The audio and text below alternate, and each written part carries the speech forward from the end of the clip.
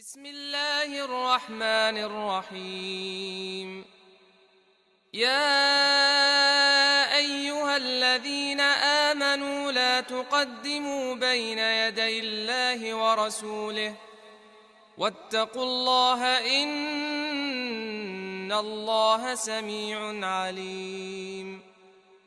يا أيها الذين آمنوا لا ترفعوا أصواتكم فوق صوت النبي ولا تجهروا له بالقول كجهر بعضكم لبعض أن تحبط أعمالكم وأنتم لا تشعرون.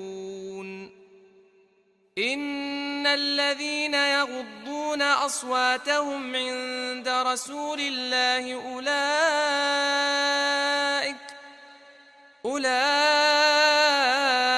الذين امتحن الله قلوبهم للتقوى لهم مغفرة وأجر عظيم.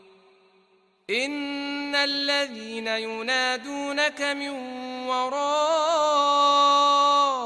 الحجرات أكثرهم لا يعقلون.